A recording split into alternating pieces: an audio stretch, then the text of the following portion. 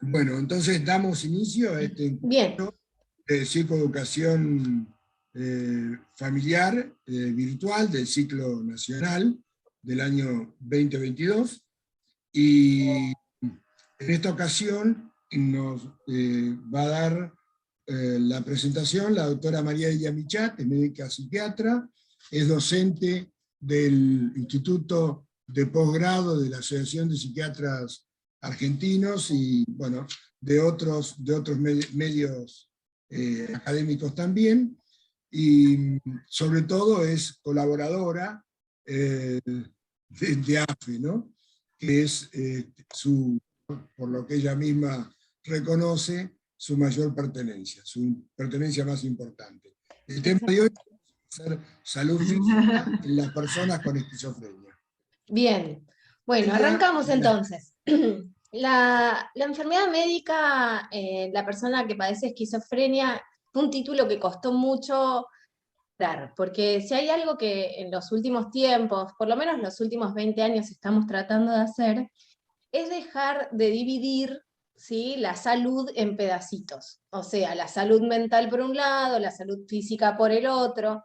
Sí, hay gente que ya se ha ganado premios Nobel, Scandel, entre otros, ¿sí?, por decir que esta dualidad mente y cuerpo ya no existe, ¿sí?, que no hay manera de que esto exista. Todo lo que pasa en la mente pasa en el cuerpo, y todo lo que pasa en el cuerpo impacta en la mente. Entonces, en este título sí costó diferenciarlo, pero de todas maneras, a lo que nos vamos a querer referir en el día de hoy, ¿sí?, es a todas estas patologías o estos problemas que afectan, ¿sí?, el cuerpo de la persona con esquizofrenia. Esto no quiere decir que esta afección del cuerpo, ¿sí?, no traiga algunas alteraciones mentales, o que algo de la enfermedad mental o de los síntomas mentales de la esquizofrenia no afecte el cuerpo. Bien, eso ya fue complicado desde el principio, así el título de esta presentación, pero no queda muchas veces más resultado, más posibilidades didácticas que llamarlo de esta manera. Vamos a hacer una aclaración principal, otro problema que seguimos teniendo, hoy solo traigo problemas. ¿Sí? Hoy se van a escuchar datos, ¿sí?, que resultan sensibles para las personas que padecen esquizofrenia y también para los familiares, ¿sí?, porque vamos a estar hablando de más problemas, ¿sí? Ya tener un familiar que padece esquizofrenia en la familia o padecer esquizofrenia es un problema lo suficientemente grave como para que la gente venga y le traiga más problemas, ¿sí? Pero estos son datos que nos van a permitir estar atentos a la hora de tomar medidas de prevención, ¿sí? Todo conocimiento que cada uno de ustedes reciba acerca de la esquizofrenia y sus trastornos asociados tiene que servir no para sumar a la desmoralización, sumar a la desesperanza, sino más vale todo lo contrario, sumar a la prevención, ¿sí?, a las actitudes, a las conductas que pueden ayudar a resolver o lidiar con estos problemas, ¿sí? Así que, dicho esto, les cuento que el programa psicoeducativo que estamos tratando de brindar con este ciclo nacional de psicoeducación aborda 4 grandes áreas, ¿sí? El área del conocimiento de la enfermedad en sí misma, ¿sí?, de la esquizofrenia y los trastornos asociados a la esquizofrenia, áreas de habilidades de autocuidado del cuidador, ¿sí?, que tenía un poco que ver con esto de la carga, entre otras cosas que mencionaba Maricel recién. Una tercera área que tiene que ver con las habilidades de convivencia, y una cuarta que tiene que ver con el empoderamiento, o sea, conocer los derechos y obligaciones siendo cuidador. Esta charla en particular está destinada a conocer datos, ¿sí?, de la esquizofrenia y sus trastornos asociados. O sea, que es conocer un poco más acerca de qué significa tener esquizofrenia, ¿sí? Porque de esa manera podemos ayudar mejor. Si sabemos con qué bueyes aramos, ¿sí?, en ese momento vamos a tener más posibilidades de lidiar mejor con la problemática. ¿Bien? Pero ese es solo uno de los aspectos, ¿sí?, que brinda la psicoeducación. Entonces, dicho esta tercera aclaración, paso a tratar de contarles algo del problema. La pregunta inicial que vamos a hacernos es la siguiente: ¿hay algo particular en la salud física de las personas con esquizofrenia? O sea, ¿hay algo diferencial con la población general? ¿Hay algo distinto a la salud habitual de cualquier ciudadano? ¿Sí? Sí, hay algo diferente. El nivel de salud física de las personas con esquizofrenia es peor comparado con la población general y con otros trastornos mentales, ¿sí? El nivel de salud física es peor. La expectativa de vida de las personas que padecen esquizofrenia está reducida entre 11 y 20 años menos que la población general. Las personas que padecen esquizofrenia en promedio viven menos tiempo, entre 11 y 20 años, que la población general. Suelen tener una menor aptitud cardiorrespiratoria, o sea que funciona peor su sistema respiratorio y cardiovascular, y también su sistema muscular. Y la mortalidad cardiovascular, a diferencia de lo que pasa a la población general, siguió aumentando a lo largo de los años. Esto no pasa a la población general porque la mortalidad cardiovascular ha ido descendiendo con el tiempo, ¿sí? En cambio, en el grupo particular de las personas con esquizofrenia, la mortalidad cardiovascular ha aumentado. La esquizofrenia per se tendría relación, y esto lo vamos a decir varias veces, con alteraciones cardiometabólicas, ya que se sabe que muchas personas que padecen esquizofrenia y no han recibido antipsicóticos, antes o durante el primer episodio psicótico presentan problemas cardiometabólicos. Entonces, durante años se ha intentado tratar de explicar por qué esto es así, y durante mucho tiempo se hizo foco especialmente en los efectos adversos de los tratamientos antipsicóticos que recibían las personas con esquizofrenia. Pero ha podido entenderse que esto, si bien en parte es así, algunos tratamientos antipsicóticos pueden empeorar las alteraciones cardiometabólicas, no es completamente así, ¿sí? Hay algo, aparentemente, una carga genética compartida entre la esquizofrenia y los trastornos cardiometabólicos. Ahora voy a decir qué quiere decir cardiometabólico, ¿sí? Pero cardíacos, ¿sí? Y que tienen que ver con el metabolismo de algunas sustancias, o sea, con cómo el organismo limpia, ¿sí? Correctamente algunas sustancias que necesitamos para la nutrición general o de todos los días. Cómo lidia con los lípidos, con los triglicéridos, con el colesterol, por ejemplo, cómo lidia con la glucosa en sangre, con la sangre, el azúcar en sangre, ¿sí? Cómo lidia con la tensión arterial, etc. Y acá les traigo un concepto que está medio de moda, el de morbilidad después del COVID, ¿sí? Pero que vamos a tratar de definir, ¿sí? ¿Qué quiere decir que en esquizofrenia hay sobremorbilidad de algunos trastornos? Bueno, morbilidad es un concepto estadístico primero y principal, ¿sí? Y que habla de la cantidad de enfermedades asociadas a un grupo específico comparada con otro grupo. O sea, si yo tomo un plazo de tiempo, por ejemplo 10 años, y mido la cantidad de enfermedades que tiene la población general y la comparo con esa misma cantidad de enfermedades en una población específica, por ejemplo, las personas que padecen esquizofrenia, si las personas que padecen esquizofrenia tienen más cantidad de esas enfermedades, ¿sí? Tienen sobremorbilidad de esas enfermedades. O sea, que las personas con esquizofrenia suelen padecer más enfermedades físicas que la población general en un mismo periodo de tiempo.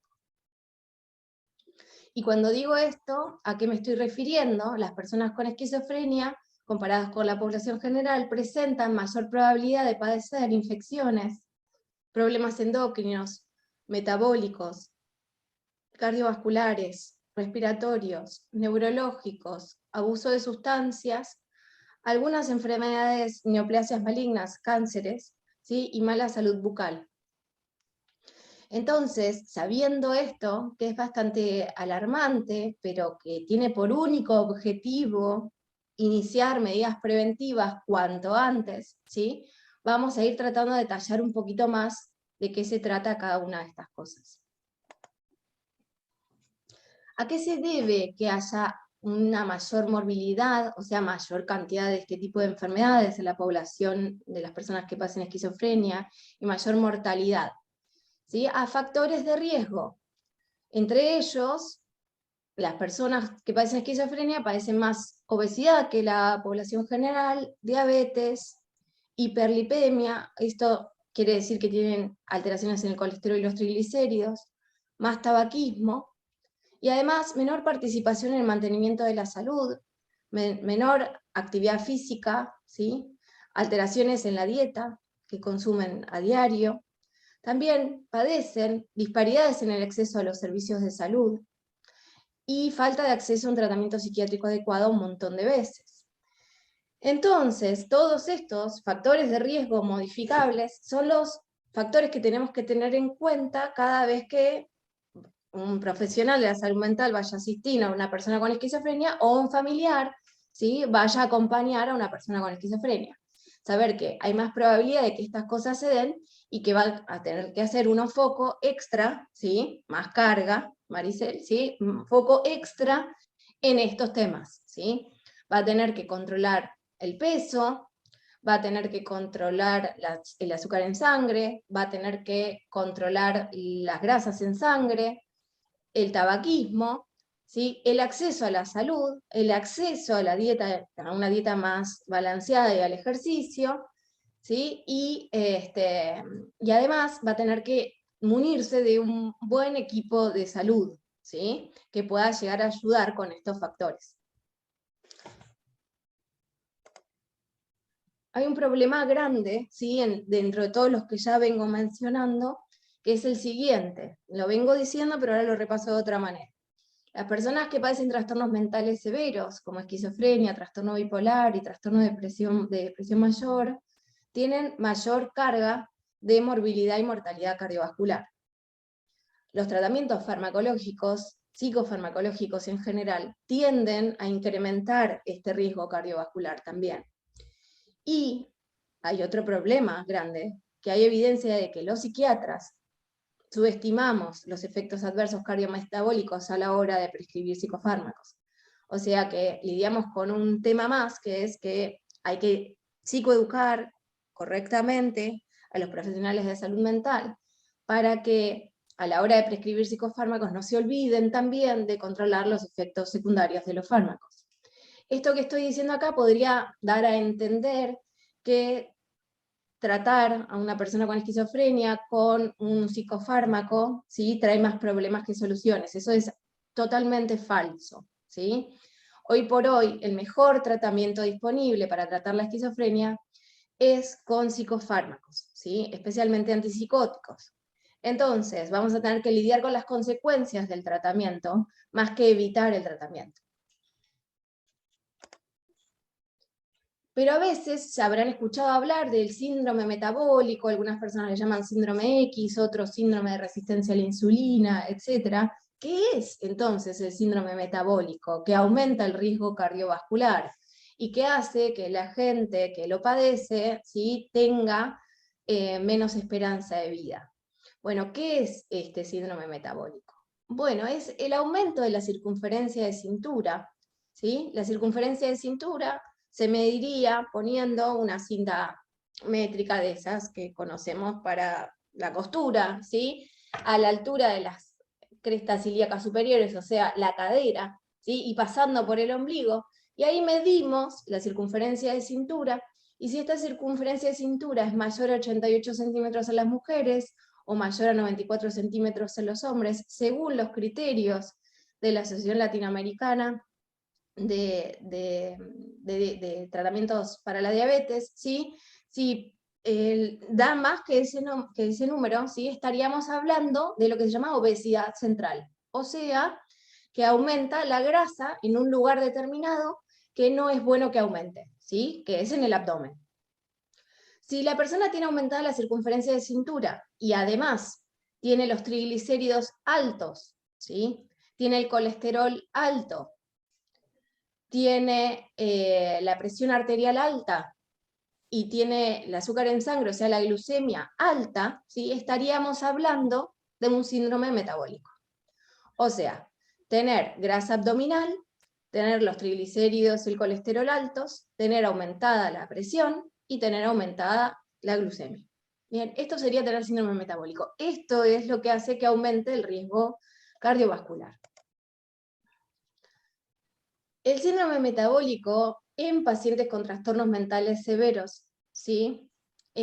Como venimos diciendo, es más frecuente que en la población general, tiene una frecuencia, una prevalencia mayor, ¿sí? 2 a 4 veces mayor que en la población general. Y puede darse por varios mecanismos. Uno es el que ya dijimos, ¿sí? Por la vulnerabilidad genética, que parece que hay algo, ¿sí? En las personas que padecen trastornos mentales severos y especialmente esquizofrenia, genético que predispone al síndrome metabólico. Por el otro lado, tenemos los tratamientos psicofarmacológicos. Por otro lado, tenemos la pobre adherencia a los tratamientos que se le dan para tratar el síndrome metabólico. Por ejemplo, hacer dieta, ejercicio y tomar algunos medicamentos. Y por el otro lado, se asocia la esquizofrenia a un estilo de vida poco saludable, ¿sí? No porque la gente no quiera cuidar a su familiar, ¿sí? Que padece esquizofrenia, sino porque es difícil llevar adelante, ¿sí? Las rutinas habituales.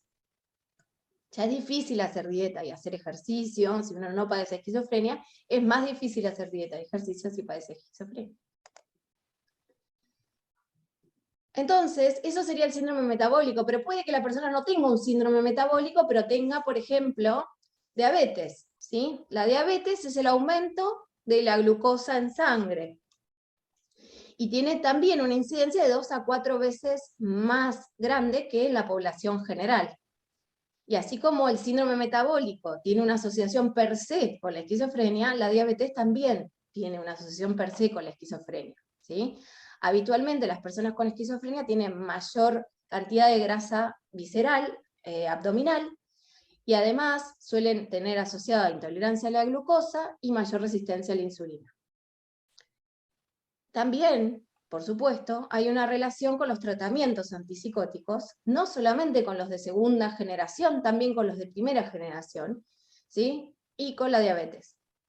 Entonces, el tratamiento antipsicótico, que es el tratamiento principal de la esquizofrenia, ¿sí? También suele asociarse con riesgo de diabetes.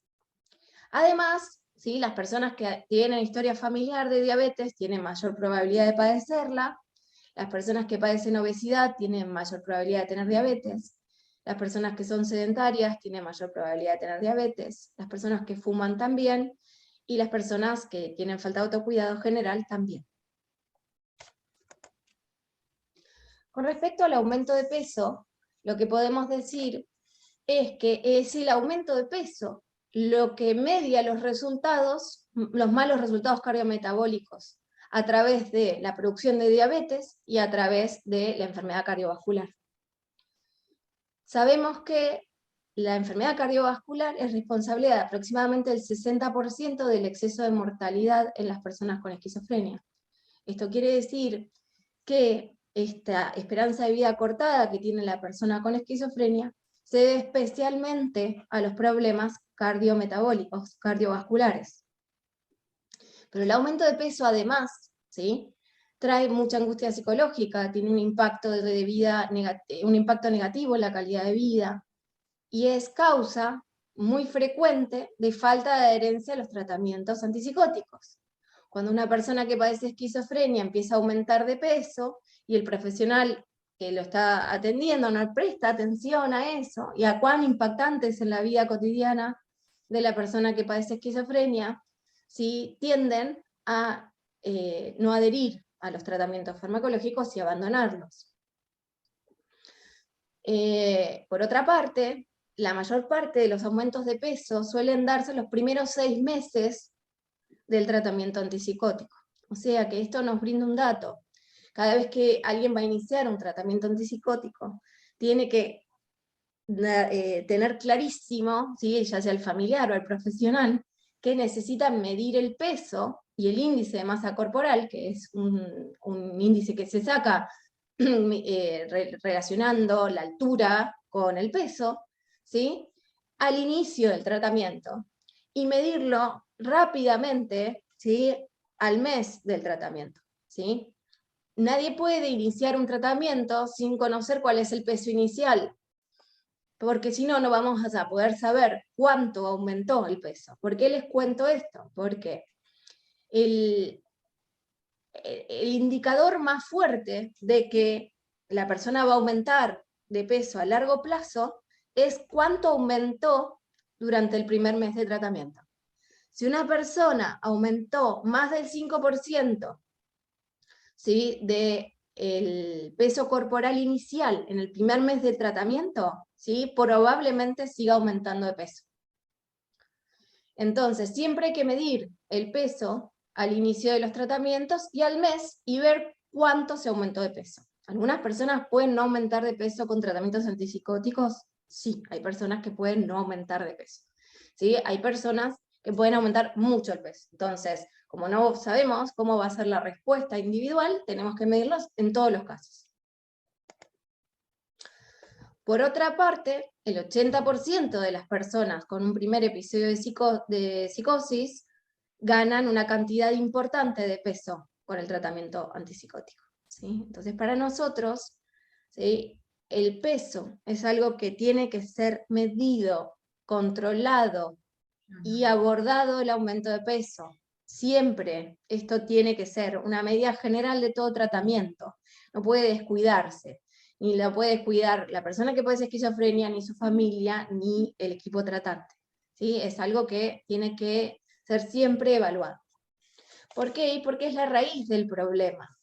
Miren, cuando vemos acá síndrome metabólico, decimos que el criterio principal, ¿sí?, es la circunferencia de cintura, y después se le pueden añadir 2 o más de los otros, pero el criterio principal es la obesidad central, ¿sí?, o sea, el aumento de la circunferencia de cintura.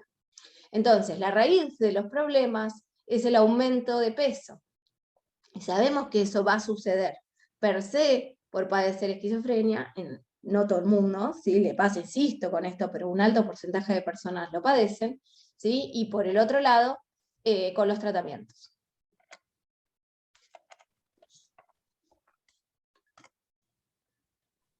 Seguimos con los problemas, y el tabaquismo y el consumo de otras sustancias, ¿sí?, perjudiciales para la salud son frecuentes en esquizofrenia.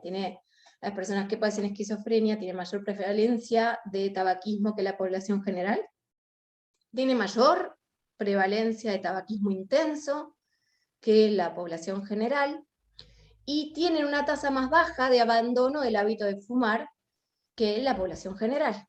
O sea, fuman más, los que fuman mucho más, y en general tienen dificultades para abandonar el hábito de fumar. Aparentemente esto es más justificado que en la población general, porque el fumar aumentaría, ¿sí?, la cantidad de una sustancia, un neurotransmisor que se llama dopamina, en una región donde se necesita para a veces aliviar los síntomas positivos o negativos o cognitivos, ¿sí?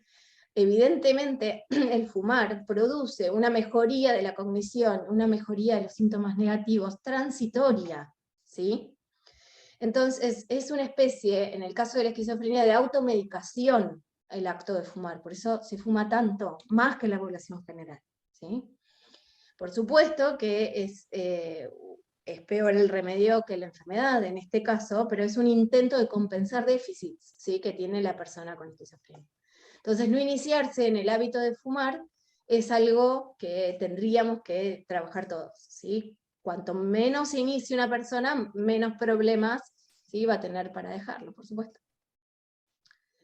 El 50% de las personas que padecen esquizofrenia, además, presentan un trastorno por uso de sustancias, ¿sí?, entre ellas el tabaco, también el alcohol y también el cannabis.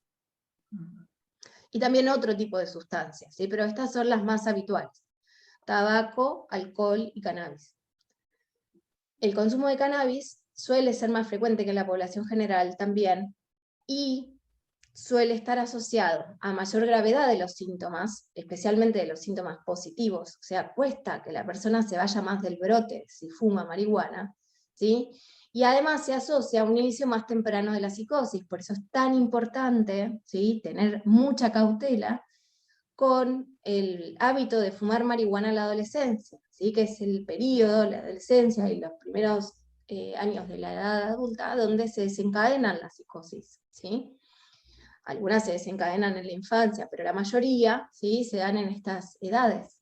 Entonces, tomar con liviandad el hecho de fumar marihuana en la adolescencia, ¿sí?, podría ser que se descuiden a las personas que tienen vulnerabilidad para desarrollar una psicosis. Porque fumar cannabis lo puede desencadenar más tempranamente o generar mayor gravedad de los síntomas cuando ya están presentes. Además, todas las adicciones, ¿sí?, todos los consumos problemáticos de sustancias, se asocian a un peor resultado terapéutico o pueden exacerbar la psicosis.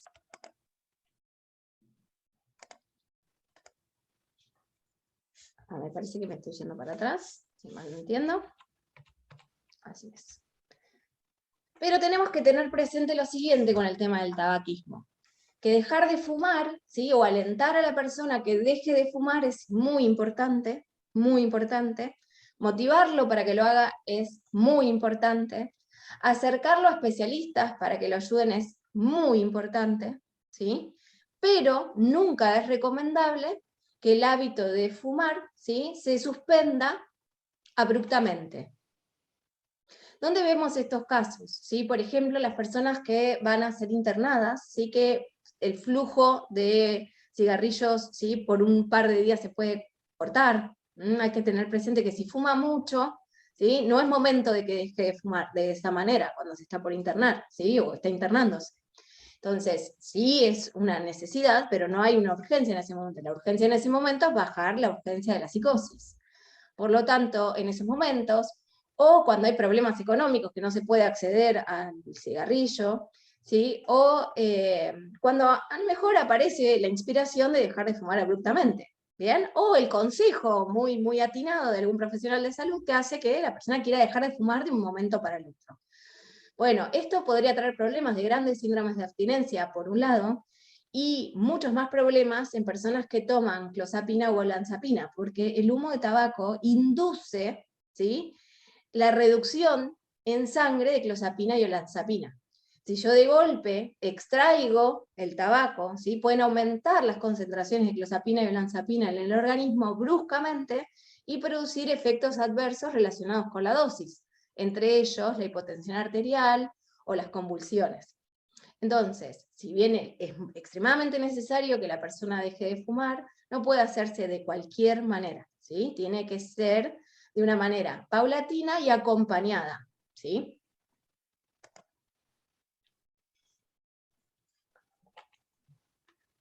Por otra parte, también el padecer de esquizofrenia se acompaña a una disrupción del ritmo circadiano.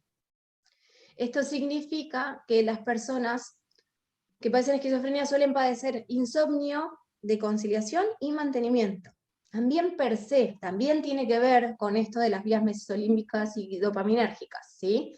Esto es, las personas que padecen esquizofrenia, por padecer esquizofrenia, van a tener alterado el sueño. La gente suele quejarse, ¿sí?, de los hábitos noctámbulos que la persona puede llegar a tener, o de las alteraciones del ritmo circadiano. Esto significa que duermen de día, están despiertos de noche, etc.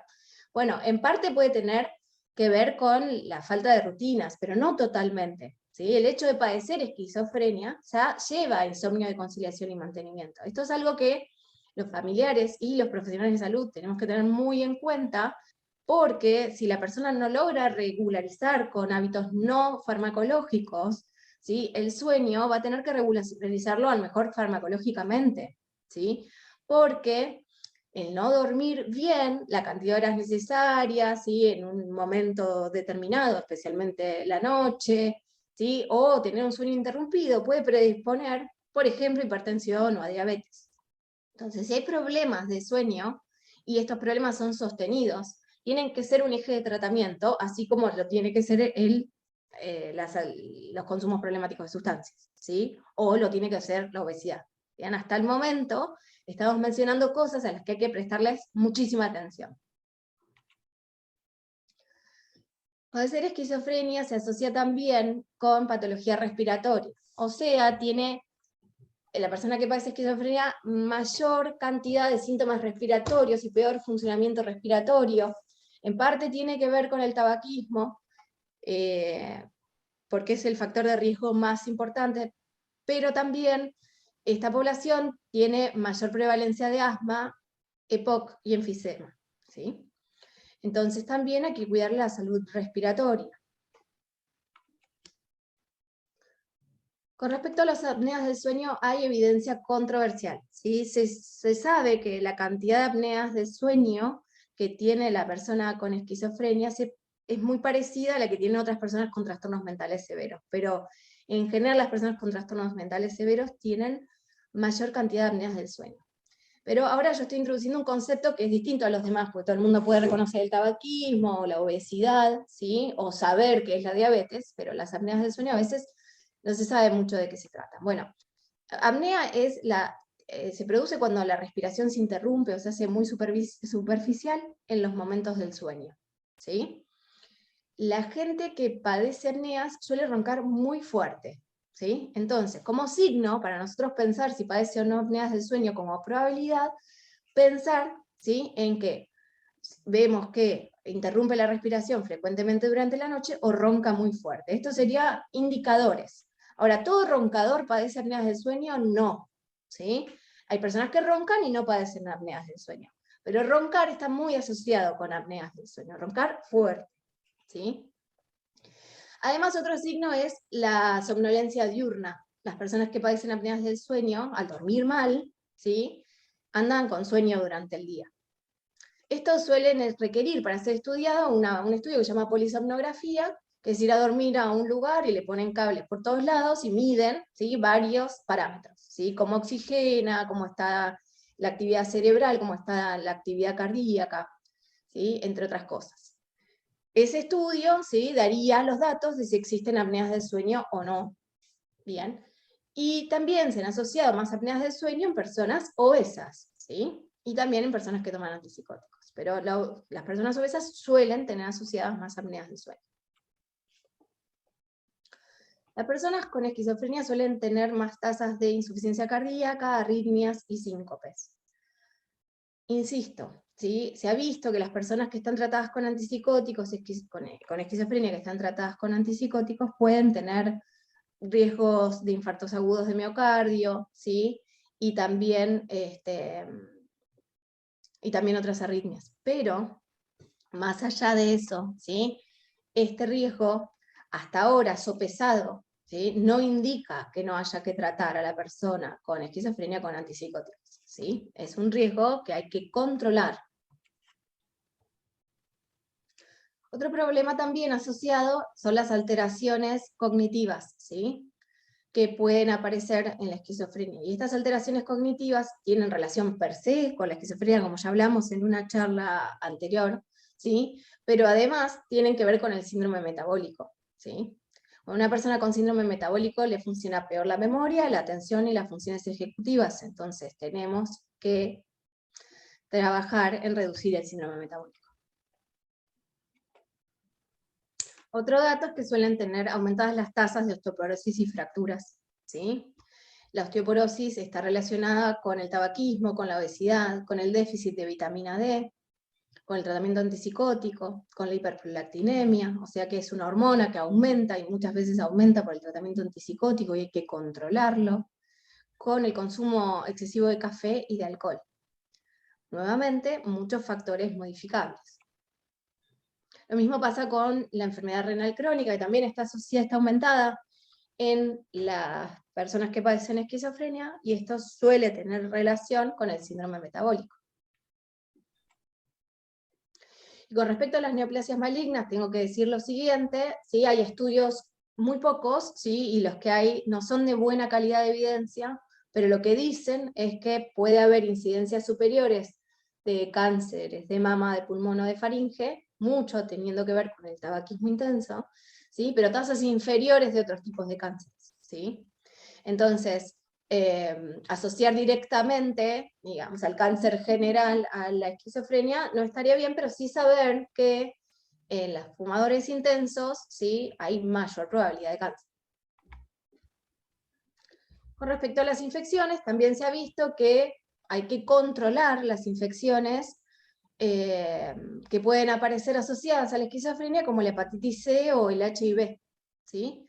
HIV y hepatitis C se dan en mayor tasa y prevalencia que en la población general, y muchas veces tienen que ver con la disregulación de la conducta, a lo mejor con el consumo de sustancias por vía endovenosa, ¿sí? El compartir agujas, o con el comportamiento sexual promiscuo sin protección. Estas cosas, ¿sí? No son situaciones elegidas por las personas, ¿sí? El aumento del consumo de sustancias, ¿sí? Está asociado, como ya dijimos, a una forma que tienen las personas de tratar los déficits que la esquizofrenia provee. Bien, y el descontrol de la conducta también es un síntoma, ¿sí? Asociado a la esquizofrenia. Entonces, lo que podemos hacer es todo lo que puede hacerse con relación a esto, pero además de eso, controlarlo, ¿sí? Cada tanto hacerse un estudio para saber si hay hepatitis C o HIV. Lo mismo pasa con las enfermedades neurológicas. Si bien los tratamientos antipsicóticos pueden producir lo que se llaman síntomas extrapiramidales, ¿sí? Rigidez, parkinsonismo, con temblor y rigidez, ¿sí? Alteraciones en la marcha, pueden producir también alteraciones en los movimientos involuntarios, en la cara o en el resto del cuerpo, ¿sí? También pasa que estas enfermedades neurológicas que estoy mencionando se dan aún sin tratamientos antipsicóticos. También tiene una relación per se con la esquizofrenia, ¿sí? Personas no tratadas con antipsicóticos también tienen altas tasas, ¿sí? De alteraciones en los movimientos, ¿sí? Y parkinsonismo. Y además, también suelen tener alteraciones en la discriminación de qué es derecha y qué es izquierda, o los movimientos en espejo, copiar movimientos en espejo, o alteraciones en la coordinación, o alteraciones en la marcha, ¿sí? Esto viene en combo con la esquizofrenia. No, por suerte acabo de terminar con toda esta serie de datos duros, sí, que lejos de aliviar, sí preocupan, pero vamos a preguntarnos qué podemos hacer para diagnosticar precozmente estos problemas, para que no se nos pasen de largo, para que no nos enteremos tarde. Bueno, las guías, por ejemplo, esta es la guía de la Sociedad Americana de Psiquiatría última del 2021, dice: para cualquier evaluación inicial de una persona, un paciente que tenga un trastorno psicótico, se recomienda evaluar el motivo de consulta, las metas y preferencias de tratamiento, revisar todos los síntomas psiquiátricos y los antecedentes, el historial del tratamiento psiquiátrico, los factores psicosociales y culturales, cómo está el estado mental y cómo está el estado cognitivo, el riesgo de suicidio, el riesgo de conductas agresivas, pero también evaluar consumo de tabaco y otras sustancias, y evaluar la salud física. Entonces, como parte del paquete de evaluación inicial, ninguna persona que vaya a ser atendida en un episodio psicótico, un síndrome psicótico, un primer episodio psicótico o en un sucesivo episodio psicótico, ¿sí? Se le puede saltear a los profesionales evaluar las conductas relacionadas con los hábitos tóxicos de tabaco y otras sustancias, y la salud física. Si no lo puede hacer el profesional, tampoco se le puede escapar la derivación a que lo haga un otro profesional. Pero esto tiene que venir, ¿sí?, en combo con el tratamiento inicial. La evaluación inicial requiere evaluar la salud física y evaluar los hábitos tóxicos. Es muy importante que los médicos de atención primaria estén involucrados, ¿sí? Los clínicos, los generalistas, los médicos de familia, estén ubicados en un lugar privilegiado, ¿sí?, en el tratamiento de la esquizofrenia. Nosotros sabemos que ya es difícil llevar a la persona con esquizofrenia a la consulta psiquiátrica, ¿sí? También es muy difícil llevarlo al médico clínico, pero aún así, ¿sí?, este esfuerzo tiene que estar hecho. Si no es así, el psiquiatra también puede encargarse de diagnosticar y tratar condiciones de salud física concurrentes, ¿sí? En el caso de que no tenga contacto con un médico de atención primaria, el médico psiquiatra debe o gestionarlo, ¿sí?, o encargarse de este tipo de cosas, ¿sí? O trabajar, lo mejor, ideal, sería trabajar en conjunto con el médico de atención primaria.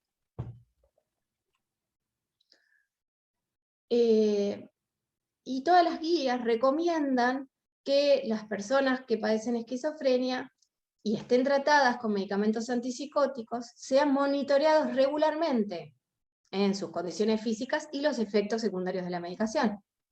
Si bien no existen criterios absolutos de cómo monitorear, ¿sí? Hay guías que dicen, ¿sí?, cuál sería la frecuencia adecuada, ¿sí? Esta que les estoy mostrando ahora es una, pero siempre debe adaptarse a las circunstancias clínicas de cada paciente, ¿sí?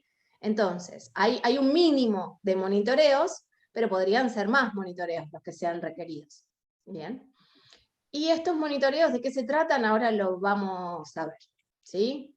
Las personas que padecen esquizofrenia necesitan tener evaluaciones físicas y de laboratorios iniciales, donde la persona se conozca, o el profesional conozca el pulso, la tensión arterial, la temperatura, el peso, la altura, el índice de masa corporal, conozca cómo está el hemograma, o sea, cómo están las células sanguíneas, conozca cómo están los electrolitos, o sea, cómo están el sodio, el cloro, el potasio, ¿sí?, en la sangre, cómo funciona su riñón, cómo funciona su hígado, cómo funciona su tiroides, si tiene esta hormona prolactina aumentada o no, si necesitamos en las mujeres de edad fértil conocer si están embarazadas o no. En el caso de que las personas consuman sustancias, hacer exámenes toxicológicos. En el caso de que lo amerite, porque no siempre es así, se puede requerir un electroencefalograma o una imagen cerebral por tomografía o por resonancia, ¿sí? Eso lo decidirá el profesional, pero estas son las necesidades al iniciar un tratamiento con un profesional para tener una idea de la salud física de la persona. Además, conocer estos datos va a permitir a la selección de los tratamientos, ¿sí? Por ejemplo, una persona que antes de iniciar su tratamiento psicofarmacológico tiene un aumento de peso considerable, tiene obesidad y además es hipertenso, hay algunos fármacos que no estarían indicados, en este caso como tratamiento inicial. Y después seguir con los controles, como les decía, que si bien hay guías que dicen cada cuánto hay que controlar, tienen que ser como mínimo eso, pero si no, adecuarse a la circunstancia clínica de la persona que estamos atendiendo. Acá está incluida también la evaluación neurológica, que la puede hacer el profesional psiquiatra si tiene expertise en eso, que debiera de tenerlo, ¿sí? Evaluar cuáles son los síntomas extrapiramidales, pero si no, cada tanto una consulta con neurología podría ayudar. Entonces, todos estos problemas ya sabemos más o menos cómo se pueden diagnosticar, monitorear, ¿sí? Sabemos cuáles son, y ahora cómo se abordan. Bueno, hay muchas maneras, ¿sí? Pero dos grandes, las farmacológicas y las no farmacológicas. ¿Por qué digo esto? Porque hay muchas cosas, ¿sí? O sea, considerar si una persona que tiene hipertensión o que tiene diabetes o que tiene aumento de peso requiere un fármaco es muy importante. O sea, que un profesional de la salud piense esa situación y considere medidas farmacológicas es muy importante. Pero también se deben considerar medidas no farmacológicas. Esto incluiría disminuir el hábito de fumar, o sea, la deshabituación tabáquica, incluiría el ejercicio, incluiría la dieta, incluiría la hidratación e incluiría un buen sueño. ¿Pero qué datos tenemos de la dieta y el ejercicio?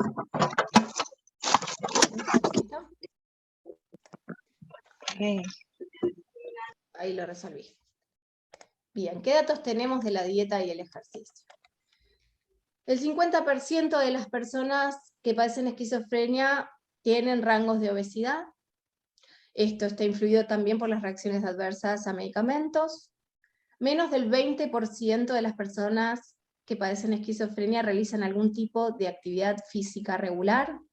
Vuelvo, resalto y subrayo. Menos del 20% de las personas que padecen esquizofrenia realiza algún tipo de actividad física regular. Con relación a la dieta, cuando se evalúan las dietas de las personas que padecen esquizofrenia, suelen consumir más calorías que la población general, prefiriendo los azúcares y las grasas saturadas por sobre las frutas y las verduras. ¿Sí? Todos estos factores modificables. Pero, si bien todo esto está indicado, ¿sí?, siempre se termina o se concluye Bueno, y hay que hacer dieta y ejercicio. Bueno, y hay que dejar de fumar. ¿Sí? Entre el 70 y 89% de las personas que padecen esquizofrenia no cumplen con una pauta de 150 minutos de actividad física moderada e intensa por semana. ¿Ok? El 75% aproximadamente de las personas que padecen esquizofrenia no llegan a hacer 150 minutos de actividad física moderada o intensa por semana. Esto es un problema grande porque las indicaciones así a la sanfazón de haga actividad física, coma bien y haga una dieta balanceada y deje de fumar, ¿sí? No alcanzan, no están alcanzando. Las guías lo recomiendan muchísimo, pero no alcanza. Entonces algo más tendríamos que poder hacer. Entonces, ¿qué podemos decir del ejercicio en la esquizofrenia? La evidencia acumulada dice que el ejercicio debe utilizarse como tratamiento complementario para la esquizofrenia. ¿Por qué? Porque suele mejorar los síntomas, suele mejorar la cognición y suele mejorar la calidad de vida de las personas que padecen esquizofrenia. La mayor parte de la evidencia sobre los efectos del ejercicio en las personas con esquizofrenia se basa, ¿sí? La evidencia, cuando digo evidencia, es de lo que se ha escrito y se ha estudiado científicamente, se basa en los ejercicios aeróbicos, por ejemplo, caminar, correr, ¿sí? Pero también hay alguna evidencia sobre el ejercicio combinado, que es de hacer actividad que aumente el gasto cardíaco y además los que aumentan la fuerza, la resistencia, ¿sí? Entonces, especialmente la evidencia que hay que dice que mejora los síntomas, que mejora la cognición y la calidad de vida, está hecha en actividades sencillas como caminar o correr, o andar en bicicleta. En este estudio, ¿sí? En esta revista sí que se dedicó específicamente a el ejercicio físico en la salud humana, que se hizo en el 2020, que es interesante y que explica perfectamente en cada uno de los trastornos mentales, ¿sí? Cómo puede afectar la actividad física. Concluyen que 90 minutos de ejercicio aeróbico de moderado vigoroso por semana pueden reducir los síntomas totales, negativos y positivos. 90 minutos aeróbicos de moderado vigoroso, o sea, una caminata ágil, ¿sí? Por ejemplo, pueden reducir los síntomas positivos y negativos. Además, hacer ejercicio aeróbico tan solo por 12 semanas aumenta la capacidad cardiorrespiratoria de la persona. 12 semanas, estoy hablando de 3 meses, hacer 90 minutos de ejercicio aeróbico por semana, ¿sí? Aumentan la capacidad cardiorrespiratoria en 12 semanas. Además, mejora la cognición, además mejora la memoria de trabajo, que es esto que tan afectado está la esquizofrenia, que es la capacidad de mantener datos para poder sacar buenas conclusiones en la mente. Mejoran la cognición social, esto es, las personas que hacen ejercicio físico registran mejor lo que piensa o siente el otro. Y por el otro lado, mejoran la atención, la capacidad de estar vigilantes. Entonces, cuanto más ejercicio se hace, ¿sí? Cuanto más dosis de ejercicio hay, ¿sí? Y cuanto más acompañados por profesionales están, mejores son estos resultados. Esto dice la evidencia, ¿sí? Y además se sabe que estimula la neuroplasticidad. Recordemos que todos necesitamos mejorar nuestras conexiones neuronales, ¿sí? Cuanto más conectemos, ¿sí? Nuestras neuronas entre sí, más fácil es llevar adelante una vida cotidiana. Esto se da también por el ejercicio físico en estas cualidades que les vengo mencionando. Pero ¿qué pasa en esquizofrenia en particular? ¿Sí? Todos sabemos todos los beneficios, pero bueno, ¿qué pasa? ¿Por qué es tan el sedentarismo? Bueno, primero, hay sedentarismo, ¿sí? ¿Es verdad que la persona con esquizofrenia es más sedentaria que la persona que no padece esquizofrenia? En promedio, acuérdense que estos son datos estadísticos, ¿sí? Y que no pasan en todos los casos particulares, son resúmenes de grandes poblaciones estudiadas. Bueno, el promedio, en un gran estudio que se hizo sobre cuán sedentarias son las personas que padecen psicosis, se vio que el sedentarismo se da 11 horas al día. Y se comparó los datos que son autorreportados por la persona que padece el trastorno mental severo, en este caso psicosis, y por estos acelerómetros o pulsómetros o estas, ¿cómo se llaman? Pulseritas, ¿sí? Que logran medir la actividad física que la persona realiza, ¿sí? Y algunos miden en qué momento, ¿sí?, se da la actividad física y en qué momento no. Entonces se compararon los datos de lo que la persona que padece esquizofrenia piensa, ¿sí?, de cuánto tiempo estuvo sedentario al día, y lo que dice esa pulserita. Y casualidad, hay una diferencia enorme. La persona que padece esquizofrenia piensa que estuvo menos tiempo sedentaria, ¿sí?, que lo que dice esa pulserita, ¿sí? El doble de tiempo estuvo sedentaria que lo que piensa. Entonces, si nosotros le preguntamos a una persona que padece esquizofrenia si cree que su actividad física, ¿sí?, fue escasa durante el día, es probable que no tenga ese registro. Y se lo comparó a esto, porque el sedentarismo no es un problema propio de la esquizofrenia, ¿sí?, es de la población general con la población general, y la diferencia es que las personas que padecen esquizofrenia están 3 horas promedio más al día sedentarias que la población general. Entonces, ya tenemos datos específicos en esta población, y sabemos, además, que por los síntomas negativos y afectivos de la esquizofrenia, la motivación intrínseca no alcanza. O sea, que es muy difícil que la persona que padece esquizofrenia tenga ganas, deseos y proyectos de hacer actividad física si no se la estimula. La motivación intrínseca no es suficiente para que la persona participe en una actividad física regular. Entonces, se empieza a producir un círculo vicioso. La inactividad física aumenta los síntomas negativos, la inactividad física, perdón, el sedentarismo aumenta los síntomas negativos, y los síntomas negativos promueven la inactividad física. Por eso hay que romper ese círculo. Bajos niveles de actividad física y poca adherencia a las intervenciones de ejercicio se han visto en la población de personas con esquizofrenia, y las barreras más usuales, ¿sí?, fueron el bajo estado de ánimo, el estrés y la falta de apoyo social.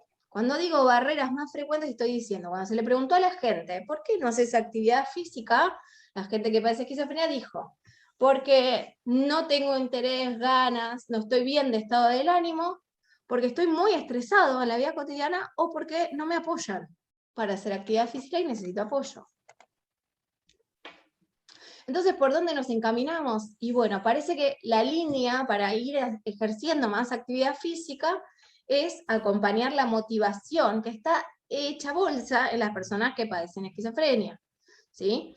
Entonces, hay que ir acompañando la motivación, no exageradamente, no con reclamos, no con exigencias, sino con respaldo, ¿sí? Pero eso es por un lado, eso es lo que puede ser lo que puede hacer la red de apoyo social de la persona con esquizofrenia. Ahora, también, ¿sí?, se pueden hacer entrevistas motivacionales. Esto significa profesionales entrenados. Voy a ver. Ahí. Listo. Profesionales entrenados para lograr que las personas que no tienen o tienen escasa motivación, ¿sí?, puedan empezar a tener alguna motivación. Entonces, así como les digo que el psiquiatra, ¿sí?, tiene que sí o sí valorar la salud física y el consumo de sustancias, y tiene que hacer monitoreos frecuentes de esto, ¿sí?, también tendríamos que pensar en profesionales de la salud que estén entrenados, ¿sí?, en entrevistas motivacionales para ayudar a motivar a la persona con esquizofrenia a hacer ejercicio. Entonces se hace, entre otras cosas, en las entrevistas motivacionales, ¿sí?, foco en encontrar cuál es la motivación que mejor, ¿sí?, se adapta a la persona que estamos charlando, ¿sí? Entonces, las motivaciones esenciales, las más importantes, las que se encontraron más frecuentes en las personas que padecen esquizofrenia y que empezaron a hacer actividad física, son perder peso, mejorar el estado del ánimo, reducir el estrés y la angustia, y permitir cierto grado de socialización. Entonces, ¿por dónde iríamos apoyando a una persona que padece esquizofrenia para que ingrese a la actividad física? ¿Sí? Estos son los motivos o motores, ¿sí?, más importantes que fueron dichos por las personas que encararon el camino de la actividad física. Perder peso, mejorar el estado del ánimo, reducir el estrés y la angustia, y permitir cierto grado de socialización. Entonces, tener una red de apoyo social. Yo no puedo silenciar a Diana Burgues, si puede, le agradezco. Tener una red de apoyo social, ¿sí?, que no culpabilice, que no responsabilice, que no tenga alto riesgo, alto criticismo sobre el sos un vago, no haces actividad física, te vas a morir del corazón, no. Una red social que no haga nada de todo eso, pero que además sugiera, apoye, predisponga, acompañe, ¿sí? Pero también, por el otro lado, ayudarse con profesionales a encontrar la motivación propia de la persona. ¿Sí? Esto que parece imposible no lo es tanto. Los estudios dicen que si uno hace intervenciones activas sobre este tema, logra diferenciales en la actividad física. Entonces, el objetivo sería lograr la mayor motivación intrínseca con el mayor grado de motivación extrínseca posible. Los programas de entrenamiento físico para personas con trastornos mentales severos, ¿sí?, deben estar primero incluidos en los tratamientos, en las propuestas terapéuticas, tanto ambulatorias como de internación. Ambulatorio, digo, de tratamiento de consultorio externo, como tratamiento en hospital de día, ¿sí?, o en cualquier otro dispositivo, ¿sí?, que sea ambulatorio, que no sea de internación. Tienen que estar incluidos como propuesta inicial, ¿sí?, no cuando se dio el aumento de peso.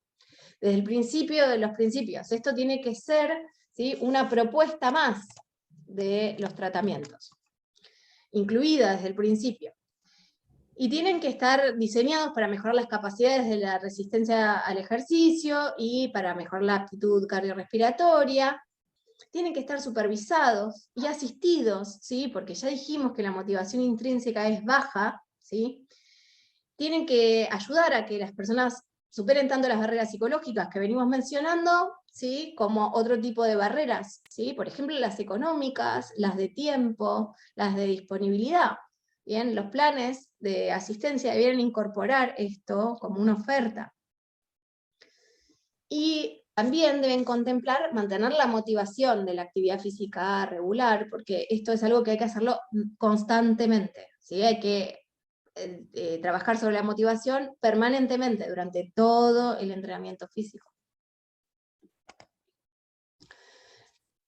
No hice mención, ¿sí?, a la dieta y todo lo demás porque es un capítulo aparte, ¿sí? Pero bueno, ojalá tengamos la oportunidad de poder charlarlo con especialistas en algún momento, pero es muy importante saber que intervenciones sobre la dieta también mejoran todos los factores de riesgo modificables, ¿sí? Intervenciones sobre la dieta, sobre el ejercicio, sobre el sueño y sobre la hidratación, ¿sí? Son todas las cosas que podemos ir haciendo para mejorar el riesgo cardiovascular, ¿sí?, y reducir este exceso de mortalidad que hay, por un lado, pero además de todo eso, mejoran la esquizofrenia, ¿sí? Entonces, para lograr un manejo adecuado de los problemas de salud física, es muy necesario que los problemas de salud física ingresen en esto que estamos haciendo ahora, los programas psicoeducativos, que ingresen en la adherencia a los tratamientos, ¿sí?, que ingresen los tratamientos ambulatorios y de internación, y que ingresen las políticas de salud. Por el otro lado, así como estamos acá sensibilizando a los acompañantes, cuidadores, familiares, incluso a las personas que padecen esquizofrenia, de la importancia, ¿sí?, de mejorar la dieta y el ejercicio, también tiene que tenerse esto muy claro en los equipos tratantes, ¿sí?, los médicos de atención primaria y los psiquiatras incluidos, ¿sí?, tienen que tener muy en cuenta qué rol, ¿sí?, importante tienen a la hora del cuidado de la salud física y la promoción de los cambios de estilo de vida. Y como estuvimos viendo durante toda la presentación, ¿sí?, todos estos problemas de salud física, ¿sí?, pueden ser ayudados por dos intervenciones básicas que tienen que ver con la dieta y el ejercicio. Y vuelvo a reforzar, ¿sí?, siempre y clásicamente se vieron a los tratamientos farmacológicos y psicoterapéuticos como los principales tratamientos en esquizofrenia. Hoy por hoy habría que poner muy en relevancia, ¿sí?, a la actividad física y el ejercicio físico como prevención de recaídas, ¿sí?, y tratamiento del trastorno de esquizofrenia. Hay cada vez más evidencia, ¿sí?, de que hacer actividad física regular, y no excesiva, pero sí regular, ¿sí?, mejora los síntomas de la esquizofrenia. Bueno, hasta aquí hemos llegado. Seguramente vamos a tener un ratito para charlar entre todos, ¿sí? Y no mucho más. Bueno, muchas gracias, María Delia. La verdad que buena información actualizada, y bueno, relevante para la toma de conciencia de que también la salud física es algo importante, ¿no?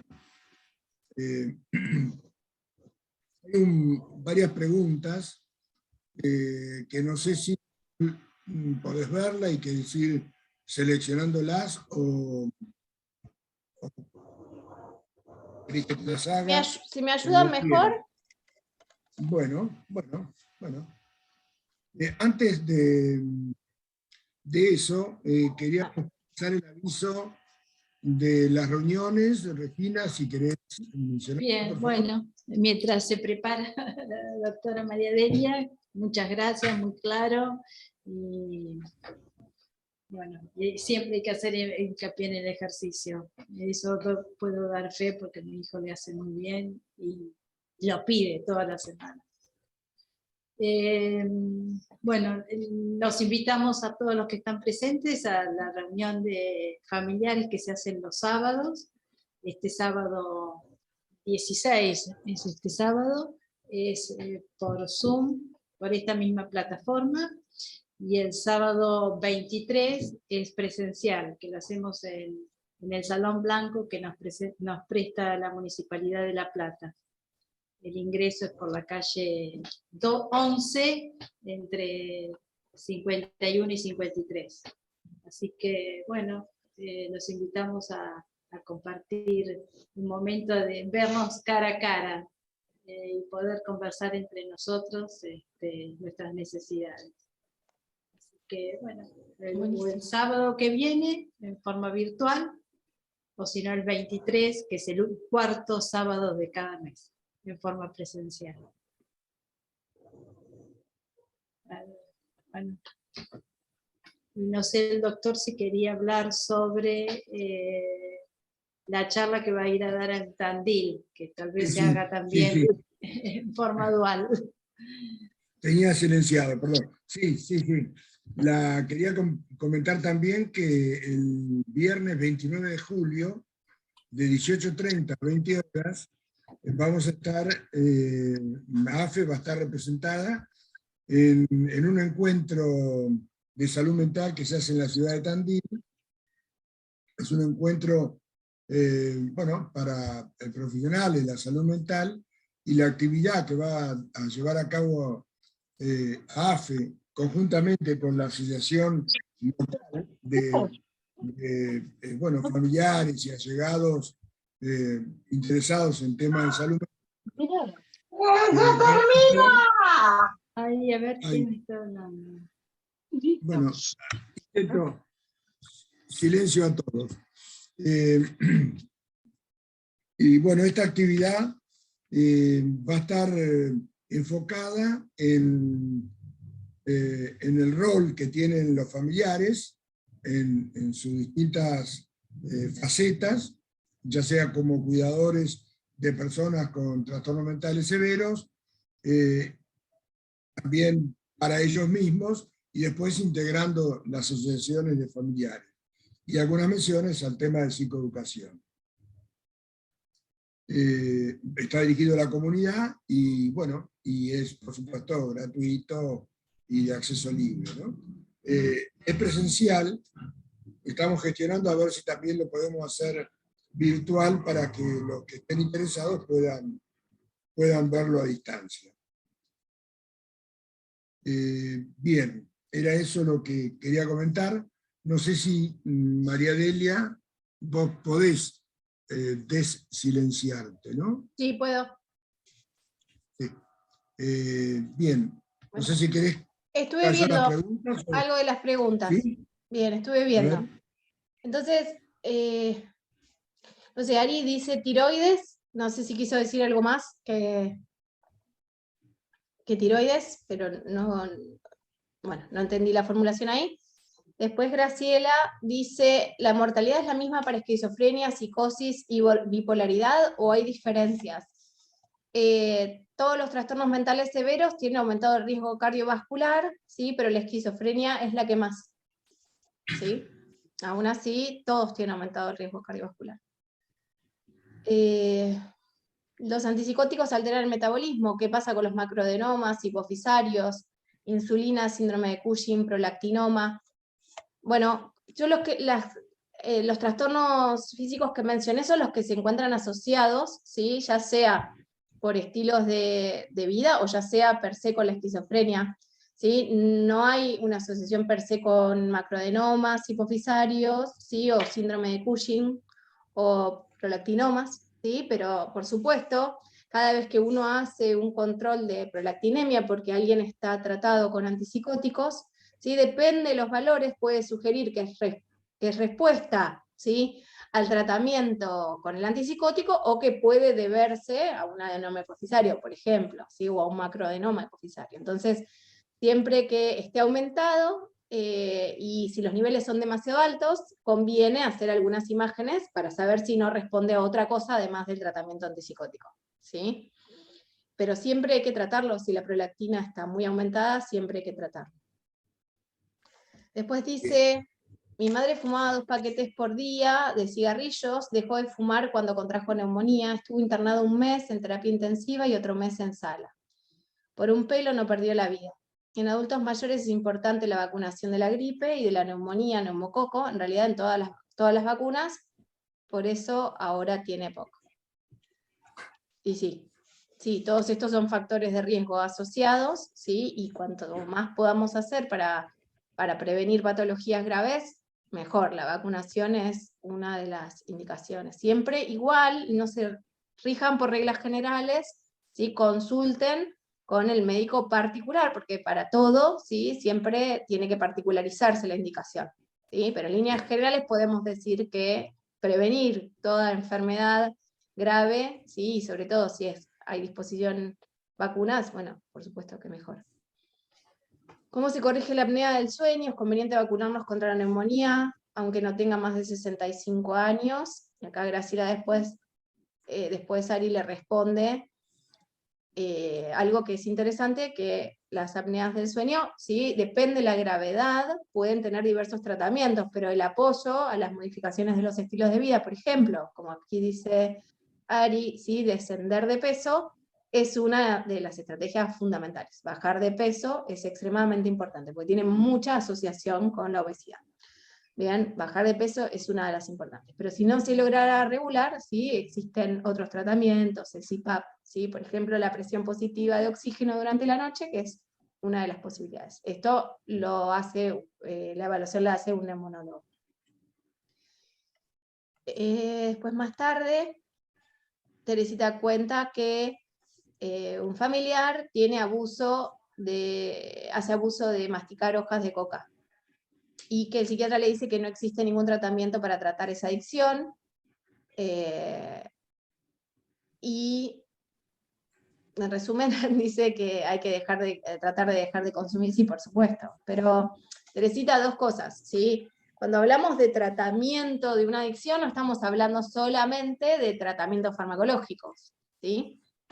Al contrario, estamos hablando de un tratamiento integral, y muchas veces cualquier adicción, ¿sí? Puede ser acompañada psicoterapéuticamente, ¿sí? Ayudar a la persona a motivarse para deshabituarse a esa práctica, psicoadecuándose, por un lado, conociendo cuáles son las consecuencias de la práctica que está realizando habitualmente y que no le hace bien.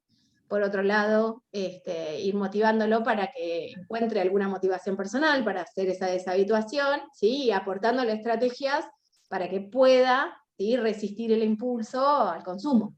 ¿Bien? Entonces, no solamente los tratamientos son farmacológicos, también hay tratamientos psicoterapéuticos para cualquier tipo de adicción, ¿sí?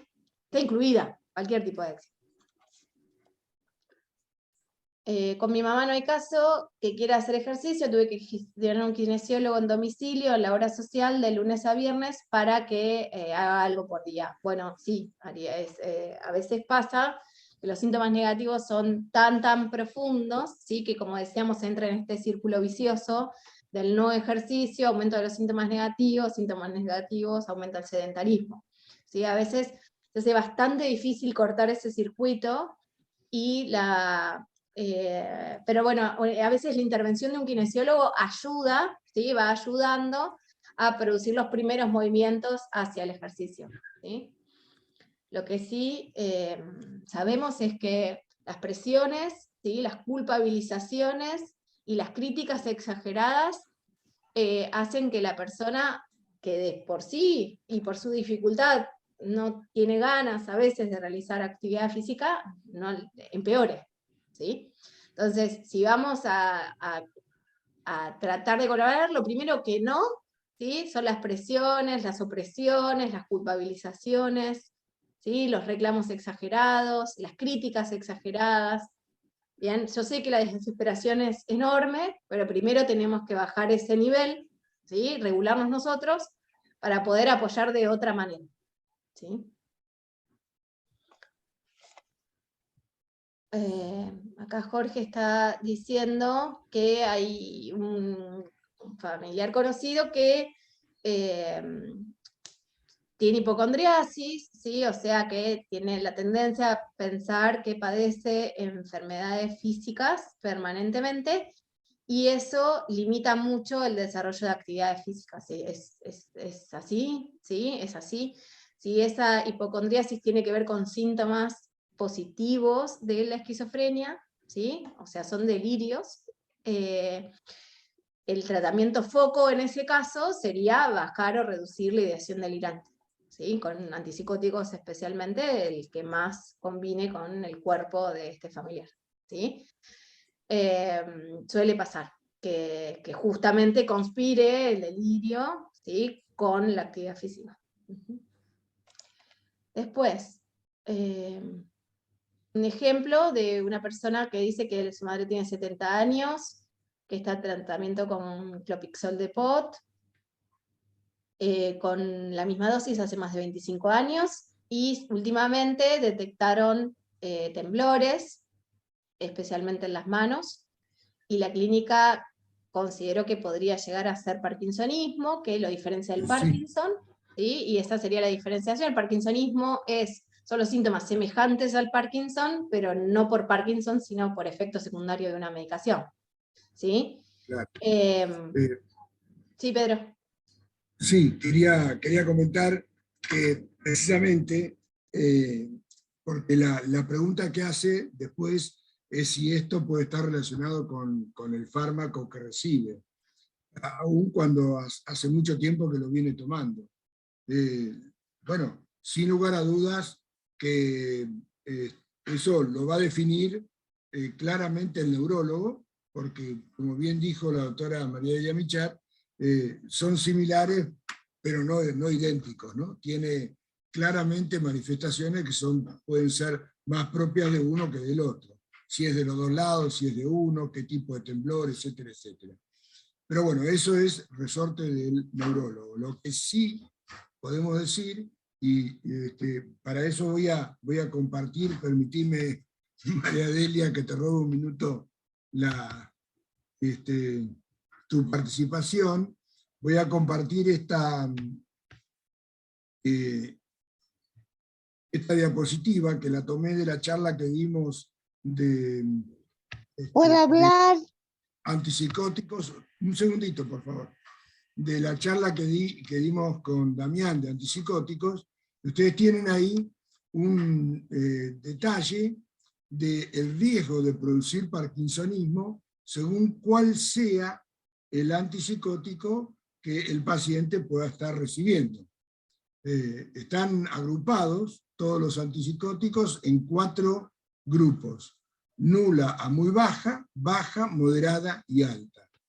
El fármaco que está usando el familiar que mencionó recién en el chat es suclopentixol, que como pueden ver en esa tabla, está ubicado dentro de los moderados, o sea, que tiene un riesgo moderado de producir esta manifestación, ¿no? Por eso, sí o sí, claramente se impone la consulta con un neurólogo.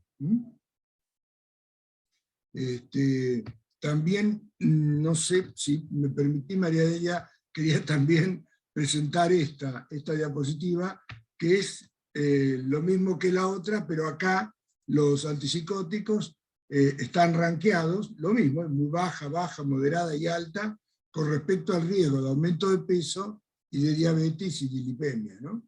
Esto es simplemente como para que tengan una idea de cuál es esa probabilidad, lo cual no quiere decir, por supuesto, certeza, sino que para que el efecto aparezca, hace falta cierta vulnerabilidad de la persona, otros factores relacionados con la dieta, y bueno, y por supuesto, cuál es el antipsicótico que está recibiendo.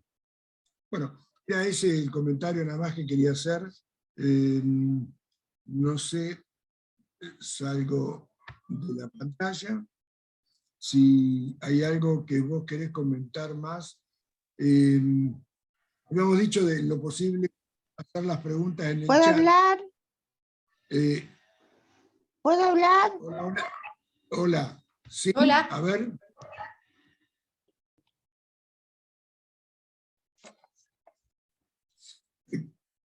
Sí, te escuchamos. ¿Te escuchamos? Verónica.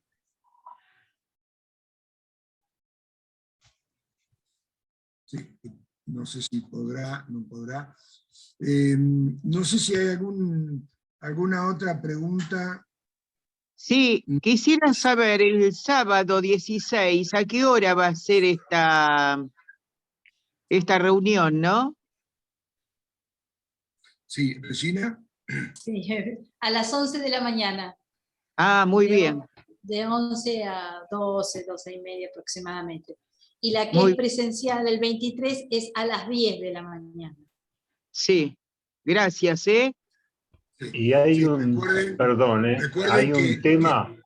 Perdón, sí. perdón. No, No, simplemente recordar. el tema lo plantean las familias de acuerdo a las dudas o las inquietudes que tengan en ese momento, si quieren contar algo, preguntar algo. Claro. Es abierta a que cada una pueda expresarse. Muy bien, gracias. Yo, Verónica Olmedo, quiero hablar. Sí, ¿qué necesitas, Verónica?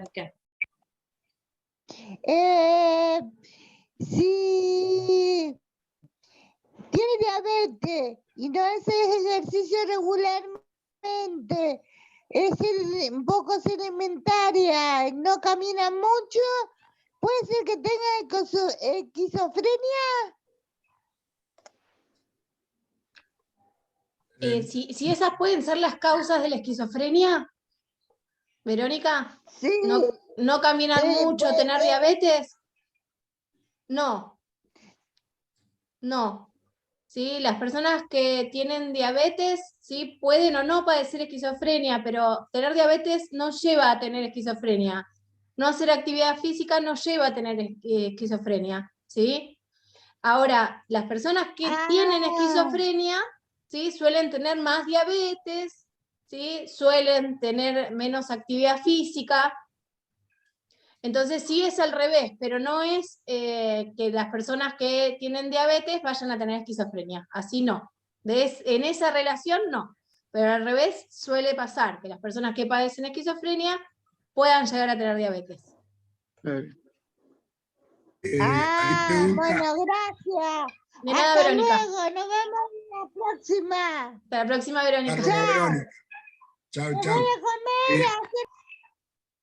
Bueno, acá Ari comenta con respecto al tema del efecto de parkinsonismo. La pregunta que hace es si en definitiva se le va a dar una medicación para contrarrestar el parkinsonismo o se cambia el antipsicótico. En general, para personas de esta edad, dar una medicación para contrarrestar el parkinsonismo no suele ser recomendado porque, bueno, a largo plazo puede traer otro tipo de riesgo, ¿no? Otros efectos neurológicos. En definitiva, si se va a cambiar, no se va a cambiar, o se va a agregar alguna otra medicación, va a depender de la charla y el intercambio que tengan entre el neurólogo y el psiquiatra. Y por supuesto, en qué medida ese parkinsonismo para el paciente significa una dificultad seria. Porque puede ser que lo tenga, pero que tampoco lo afecte mucho en su funcionamiento cotidiano, y sea quizás más molesto para los demás que lo ven con ese temblor que para el propio paciente. Bueno, eso es una evaluación integral que harán conjuntamente el psiquiatra, el psicólogo y el paciente, ¿no?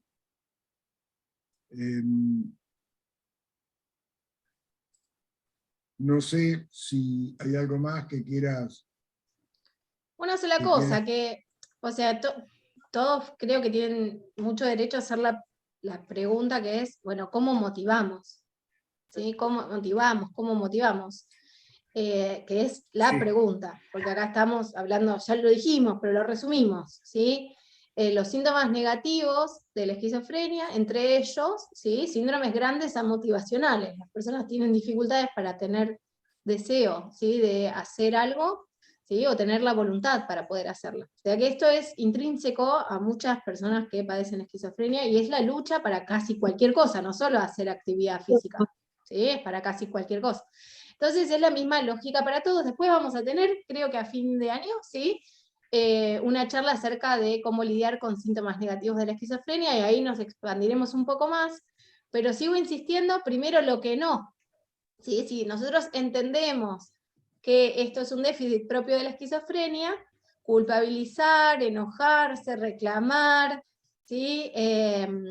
Criticar, ¿sí? No serían las estrategias más adecuadas. Lo primero que habría que hacer, ¿sí? Es calmarse, ¿sí? Y reducir ese estrés añadido, ¿sí? Que uno impone a la situación. Uno cree que a lo mejor gritando, enojándose, va a motivar a alguien. Bueno, en general nunca resulta, pero las personas con esquizofrenia resultan menos todavía, ¿sí?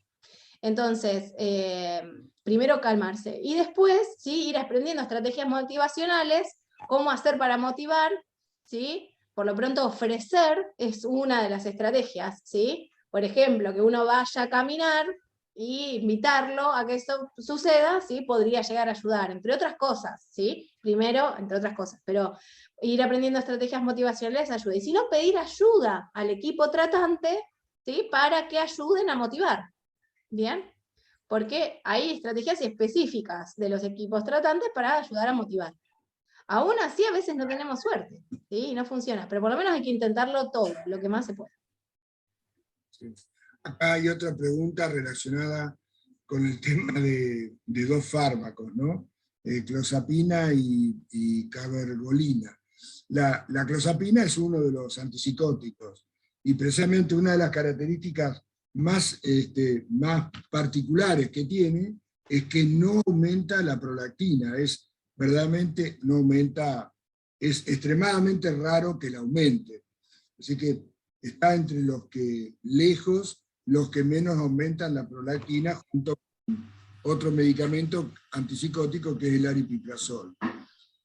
O sea que si tiene aumento de prolactina y está tomando clozapina y está tomando cabergolina, bueno, obviamente no es por el aumento de la prolactina que puede producir la clozapina. ¿Se pueden dar juntos? Y claro que sí, bueno, pero eso es una decisión del médico clínico en conjunto con el psiquiatra, uno que indica el antipsicótico y el otro que indica la cabergolina, ¿no? Para bajar la prolactina en sangre. Bien, después, no sé si había algo No más. veo nada más, Pedro. Son todos ¿No? comentarios. No. Bien, bien. Bueno, Hola, Hay una hola. persona María que Elisa. levantó la mano. Hay una pregunta que yo sí, María respecto de Elisa Donaire. Te escuchamos, María Elisa. Abrí vos el micrófono. Adelante. Sí, ya lo abrí, ya lo abrí. Hola, ¿qué tal, Pedro y María Delia?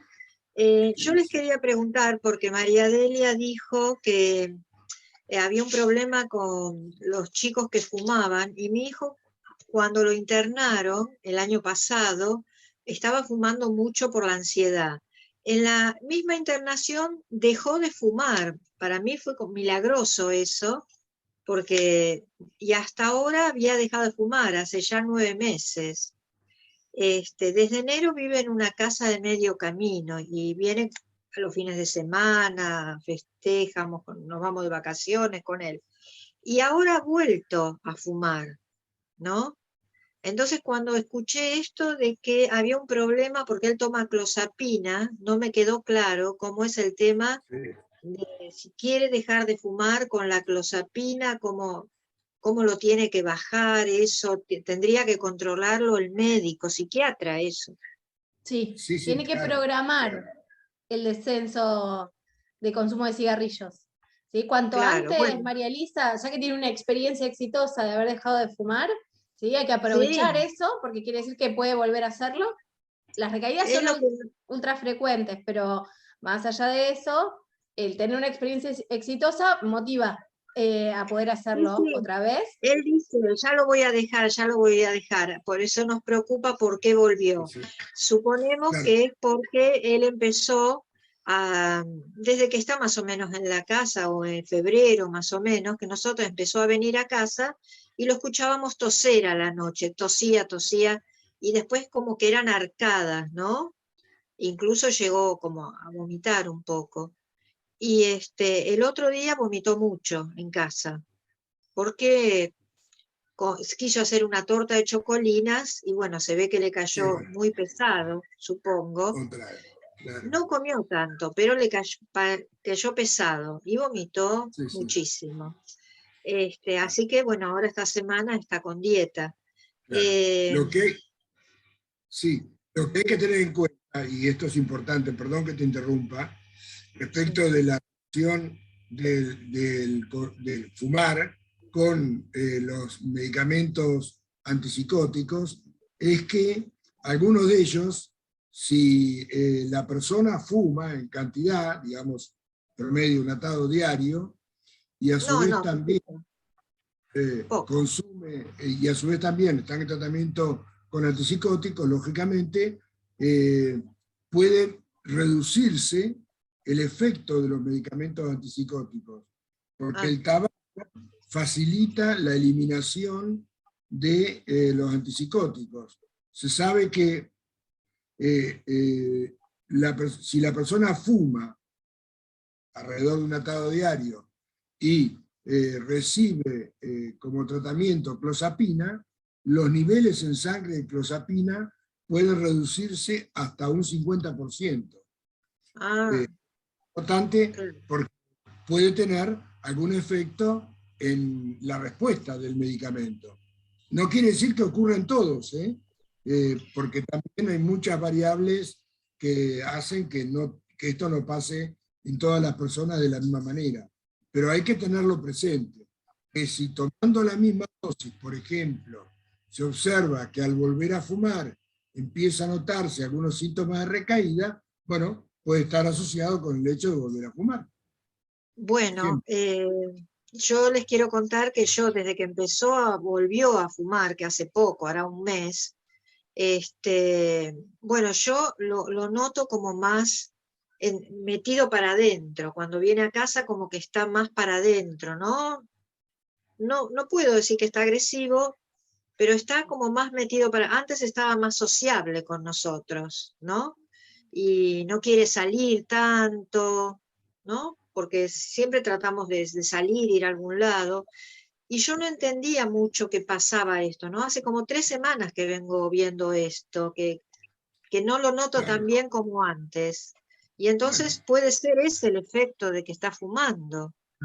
Obviamente que no lo podemos de ninguna manera ni afirmar ni negar, pero la posibilidad existe porque los estudios y la evidencia demuestran esta relación que acabo de mencionar, ¿no? Esto no es producto de nuestra experiencia como psiquiatras, sino que son estudios muy serios que se han hecho en los cuales se demuestra que efectivamente puede haber esta asociación.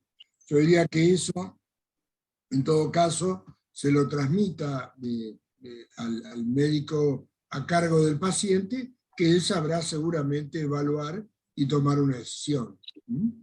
Sí, ahí tenemos un problema, porque Sí. cuando estaba internado estaba muy bien monitoreado por la médica y demás. Ahora en la casa esta lo que pasa es que, bueno, que tienen los psicólogos que lo ven, es una casa con asistencia, y el psiquiatra, bueno, lo ve, sí, 2 veces por semana y todo, pero no tiene un papel tan preponderante como tenía antes. Y yo le he dicho de poder tener afuera médico, psiquiatra o psicólogo. Psiquiatra es el que más me interesa en este momento, y me han dicho que no, porque si no se puede llegar a confundir.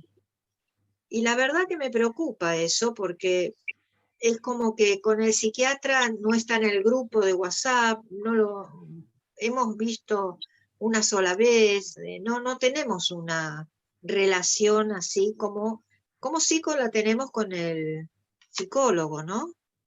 Entonces, la verdad que me preocupa todo esto, a mí y al padre que está acá atrás. Bueno, María Elisa, sería buenísimo poder, ya que tienen buen lazo con el psicólogo, comentarle la problemática, ¿sí? Y decirle que se comunique con el profesional psiquiatra para que esté al tanto de esta situación, ¿sí? Tanto de lo que podría considerarse un empeoramiento de los síntomas, como de la necesidad de volver a deshabituarse del tabaco y cuál es la estrategia. Esa sería la mejor manera, ¿sí? No establecer si no se puede establecer esa comunicación unidireccional, solicitarle a otro profesional con el que ustedes sí tienen más confianza y lazo.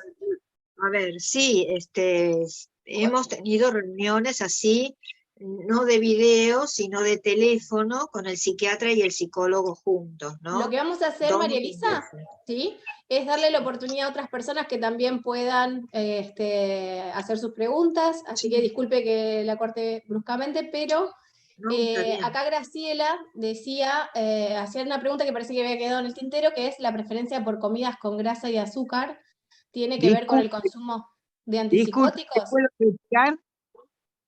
Me voy a retirar porque tengo que salir. Bueno, un saludo grande, gracias por estar. Chao. Gracias por estar, buenas noches. Chao, chao. Chao. Chao, chao. Graciela había hecho una pregunta. Sí, y sobre la preferencia por comidas con grasa y azúcar, si tiene que ver con el consumo de antipsicóticos, sí, también, a veces sí, pero per se, sin consumo de antipsicóticos, ¿sí? También pasa que la dieta suele estar dirigida a este tipo de alimentos. Y dice, si fumar habanos es menos nocivo que el cigarrillo, porque su hijo dice que no traga el humo. Bueno, habrá que ver si eso es así o no, pero lo de menos nocivo no, ¿sí? Porque si bien puede estar menos asociado a otros tipos de cánceres, aparecen más cánceres de labio y de boca. Así que no es un buen sustituto, digamos, del cigarrillo. Sí, sí. Además se sabe muy bien que el fumador pasivo, el que está al lado del que fuma, también tiene consecuencias negativas. Y en todo caso, el que fuma habano es un fumador pasivo, ¿no? Así que el riesgo está ahí nomás, ¿no? Ahí nomás. No sé si ya estamos sobre el final. Sí, ya estamos sobre el final, porque si decía, si podemos decir cambios de hábitos es mejor que hacer dieta, sí, claramente. Cambios de hábitos nutricionales, sí, sí, es mucho más, menos apremiador, ¿sí?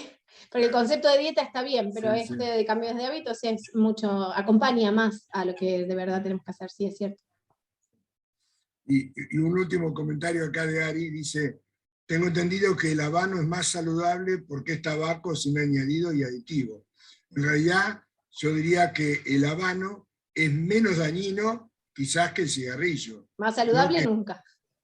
Más saludable nunca, es menos dañino, pero hasta ahí, ¿no? Bien. Bueno, Bueno, gracias Gracias. por estar a todos. Gracias, gracias. María y Delia, a vos. nos vemos también el mes que viene con el próximo encuentro, que ya lo Es vamos en a agosto. Lo vamos en a el grupo publicar. de WhatsApp, en Facebook, Instagram y todas las redes que tenemos.